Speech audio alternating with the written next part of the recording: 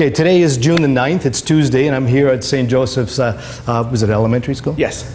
In Hamilton, Ontario. And Mr. Mielko, by his invitation, I'm presenting Career Day to the grade 8ers. There's 4 groups of grade 8 students, and I'm looking forward to this. Absolutely. I want to thank you for inviting me. Appreciate it. Thank you for coming. This is great. This is Aki Desmatic, is another Desmatic, another one in the family. He works with me. We go on location, do a lot of shoots. We're going to photograph and film right after we finish these presentations here today. Who can tell me the meaning of the word photography? Just break it down. It's photography, photography. Just spell it out. Photos. Okay, I'll break the news to you. Photography is a Greek word, photo and graphy. It really means writing with light. It's like graphy is to write. So it's writing with light. I have a light here because the light up above isn't flattering. You know, we're really particular when it comes to lighting. Things that we do on a sunny day, things that we do on a cloudy day are always different. We use different cameras, different techniques for different lighting. But I'm not here to tell you to become a photographer. I'm here to tell you you should do what you enjoy. You should do what you're passionate about. You should pursue your dreams. I'm an example of a person who pursued his dreams. I'm doing what I enjoy, I love what I do, and I could do it forever. I produced a book. I produced this book out of my own initiative, and it's just filled with my photography. Why? I don't know. Just had the need to express a feeling or express something, you know, share a vision. I wasn't commissioned to do it. I was born in Greece. By the way, I was born in Greece. And I came here when I was 12 years old, didn't understand a word of English, and went through the school system. And when it came time to decide what to do, and I picked photography, I did it on my own. I'm self-taught. I didn't go to a college, didn't go to a university, and I'm sure none of you teachers want me to say that. I'm not telling you to quit school, but I'm saying things that exist today didn't exist years ago. Like go online, Google anything. You know, you have an interest in doing whatever it is, painting, sculpturing, writing music, do photography, video making. You can learn it all on your own. It's all there. Or, of course, you can be in a classroom setting where you have all the support and all the equipment and all the other things you can share with other people. Some people learn better in a controlled environment as this. But here's one of the things that I thought, if I speak to a group of grade 8ers today, how can I leave you with a message that you're going to remember? By the way, my name is DMNikas Desmatic, and since I published this book, people have been referring to me as DMNikas or DMNikas. So if ever you see that instead of Desmatic, because the spelling of Desmatic might as well be Arnold Schwarzenegger. You know, it's sometimes difficult to remember. So anyway, here's how I thought of my own life, and I thought, you are probably the exact same. We all have a book to write. It's like a chapter of our lives. This is my life. It has 10 pages. Each page represents about 10 years of my life. I mean, mine is written up to now. From now on, I keep on writing. So you, right now, are somewhere here where your teachers, your parents decide what you're going to do. You know, you're not here by your choice. How many here are at school because you want to be here? Come on, you didn't get it.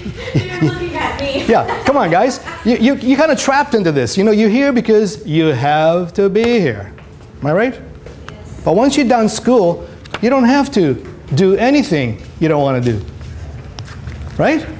It's like being on vacation. You don't have to get up at 6, 7 in the morning to get dressed and go to school. You do whatever you please. So how would you like to make a career where you just get up in the morning and do whatever you please? Well, that's what I do. Guys, I get up every morning and it's like a blank canvas. I do whatever I like. I dress the way I want to dress, whatever. As long as I don't do anything that violates and breaks the rules or I offend anyone, you know, I'm not restricted from doing anything. Isn't that a darn good way of living? So my question is, how will you, by the time you reach that age, where 30, 40, 50, whatever, when you reflect, you're sitting on the dock of the bay there and you're saying, oh, how's my life? I wonder, did I do all the right things? Geez, did I make the right choices? How will you know if you've done the right thing? Like, how will you measure your success? Very happy. That's a good one. But how will you know if you could have been happier doing something else? You probably wouldn't know. If you love what you do. True, happy, love what you do. All goes together, which is perfect. Guys, how many people do you know that measure their success by the amount of money they have in the bank? I mean, the fancy cars, the fancy houses, you know, the vacations. You got to question and say to yourself, is that truly an accurate measurement? I mean, you may have all kinds of other complications in your world. You may have ailing health. You may have dysfunctional families where you're dangling all the toys, you know, to convince the rest of the world that you've done well, you've succeeded. To me, my own success and my own measurement is my freedom. Can I go without someone questioning me? Can I be at the mall today when I'm supposed to be working? Darn right I can. Can I, whatever, you know, not show up for work today if I don't feel like showing up for work today? Is someone going to be watching saying, oh, you should be working? No one ever in my career has questioned what I did. And I'll tell you another thing. I've never really missed an assignment. I've always shown up, and I've stayed as healthy as I possibly can. How many times have I been hospitalized, had surgery? 0. Do I smoke, drink? No. Have I ever done drugs? I come from the 70s. Guys, back in the 70s, it was a hippie era. Everybody was smoking up. Everybody was getting drunk and stoned and stupid. Did I do any of that? My answer is no. A great big fat N-O. Why? Was I smarter? Not necessarily. Why was I what's the word? You know, not shy, but you know, didn't want to follow? Yeah, I didn't want to be a follower. I guess basically when people were doing something in masses, I wanted to always do the opposite. Don't ask me why. But I attended lots of funerals where my friends were dead because they did drugs and they drove their car into a brick wall or a motorcycle and smashed it up, you know. And I thought, do I want to die? No, I want to have a longer life. Like I want to be probably have another page, 110 maybe. Like I hope I can make it come true. But even as I speak to you right now, we are always on the go. We're like a pendulum. We just don't stop. We're going to a shoot this afternoon in Toronto. I'm going to Calgary next week. I'm always shooting. I'm always doing something. Last September, we came back from doing music concerts in Cape Breton Island, and I was flying off to the States. I was covering 10 different states, like almost a state every couple of days. So that takes energy, and you better be in good health. You better not be stupid and stoned or doing anything that's going to slow you down, especially if you have a family to support. How many children do I have? You don't have to guess. 4. How old's my oldest? Is 37. The youngest is 12. That's Christopher Desmatzik. And Nicholas goes to your school. So, okay, so I've had a very busy life. But the point is, I don't stop and I don't plan on retiring. So, does this make sense, guys? Well, you know that people that influence us are people that have long passed away, but their work still lives. You know, we can listen to classical music. You know, the Beethovens, Tchaikovskys, and Mozarts. I mean, they're all long dead, but their stuff still lives. Painters, you know, people that did something with their vision back, the Rembrandts and the Picassos, and their art still lives. But if I were to ask you, you know, how many accountants do you remember from the 1200s, or how many people who were in politics do you remember? You know, very few have left their mark in other careers other than the arts. The arts has been one of those strong influences in people's lives and still remains today. Things that we do creatively affect people in a big way. Oh yeah, that wasn't in my notes, but it's a good one. It's a darn good one. Here's my note. Statistically, those of us that do what we enjoy, we live longer. Musicians, artists, photographers, we live to be in our 80s, 90s, you know, and because we love what we do. We wake up in the morning and don't feel that stress. And anyway, you know what I'm talking about. You know what I'm saying? Like, unless you go a step above what's expected of you, you're very unlikely to leave a mark behind. And when you're long gone, it's nice if you can leave something behind, something that you've created.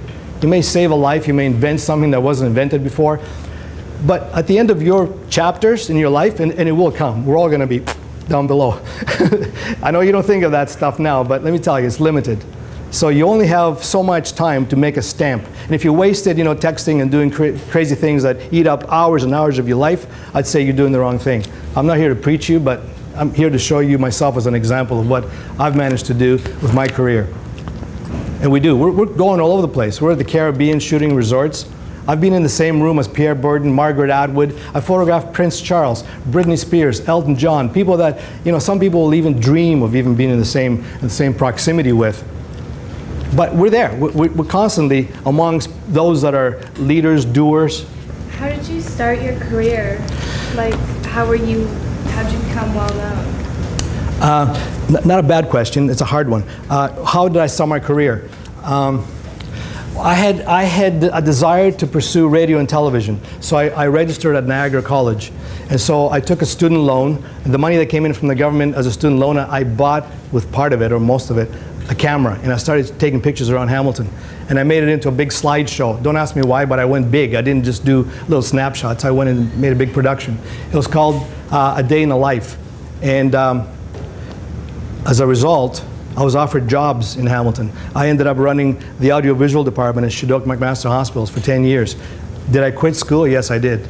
I didn't go back to school because the things I was learning at school, no offense, but you know, they were just trivial. For me, they were teaching me how to make, you know, cue cards and storyboards when I was already, you know, directing people and making big slideshows that Kodak and others wanted to see. So, you know, when you click on something that you really enjoy, you'll feel your way. You'll know that that's the comfort zone's there. So that's when I started, just at college. I wanted to do radio and television, but you know the TV thing has come back because now I do a lot of TV commercials. I do a lot of online commercials, so it's all video. It's what saved my career really, because photography is now where it is with digital technology. Everyone's a photographer. I bet you all have some kind of smartphone. I'm sure everybody here takes pictures. I'm sure you post them on Instagram, you post them on Facebook, right? Pictures are all over.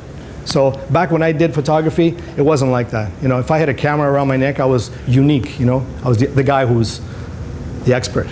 But now there's more amateurs that are better than what we professionals can do. What inspired you? I don't know. I guess when I was a young little pup, my dad used to take photographs of everything, and there were family albums. I was always surrounded by good memories.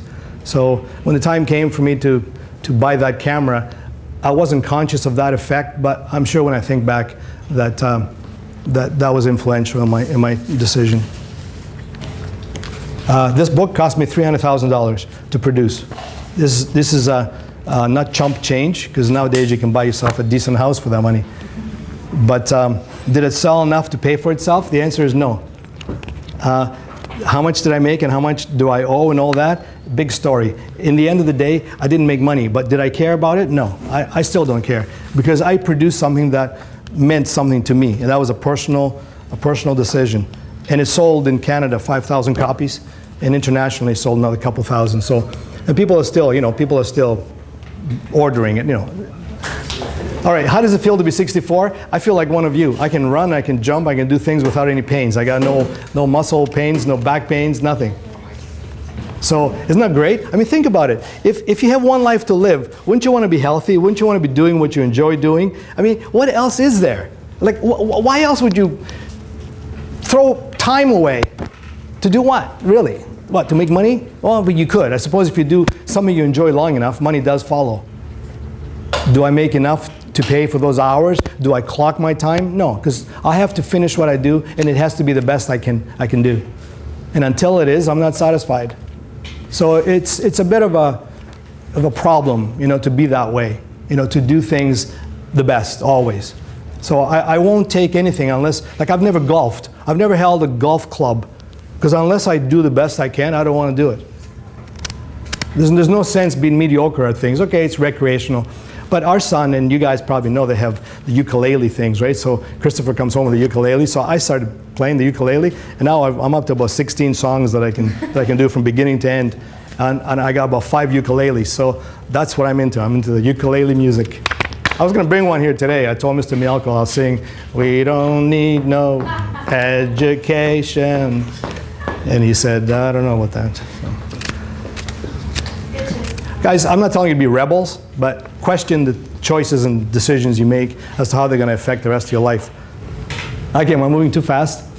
Sorry, man. I'm going to put an X. I'll put an X here. And so go ahead. Come on, questions. Come on, guys. Anything. No question is too trivial. What did I have for breakfast? Peanut butter on some multigrain bread. Come on, anything, guys. What? No more boxes or briefs? It's actually not a question, but it's sort of just more like a statement. Because you said, like, do we know anybody who died and left something? Mm-hmm. Actually, my uncle, John Govadas. What did he leave? What did he do? Music. Nice. That makes you happy, doesn't it? Yeah. And sad, but happy. I never Okay. Well, my grandfather was an engineer and an architect, so that was my desire. When I was young, I wanted to be an architect because I was thinking I would create buildings that will live long after I was gone. But I didn't pursue that career because in Canada, the whole architectural thing was different. It was more like being a draftsperson and working on the drafting board, and too long and tedious in the same room all the time. So, questions? Yeah, go ahead. What was the best thing that ever happened in your career? My career? I don't know. You know, it's a tough question. What's the best thing that happened in my career? I think in any career, any life, if you're surrounded by people that support you and understand you, that to me is probably the best. Because I could have had milestones. I could have had all kinds of career peaks. But I'm married to a woman who understands me, supports me, and so I can stand here and feel confident. So for me, the best part is my confidence. I can meet any photographer in any field, any photographer, I'm sorry to use the word guy, but you know what I mean, like any person who does food, aerial, whatever, underwater, and I can say, I can do equally as well, if not better. So like I'm so confident that's my, I don't know, that's it, that's my success, that's the best thing that I can say I've done, because I've experienced so much. Did I tell this class that I've done underwater photography? I've done morgue photography, you know, post-mortem, surgeries, you name it. But the most that I enjoy is people, photographing people, because everybody has a story to tell. The most memorable? Yeah. I don't know, guys. Like that whole trip to Greece was memorable. What we do in Jamaica is memorable. I go back and I meet friends, like family. You know, we photograph resorts and people remember us. I have featured people who are no longer with us, and they're online. You know, there's one lady named Margaret McDougall, and she was in her, I think, late 80s or 90s. But anyway, I just walked by one day. I had a little handheld camera and I did an interview, posted it. I don't know, 70,000 hits later. And she passed away. I had planned to go back and do some more.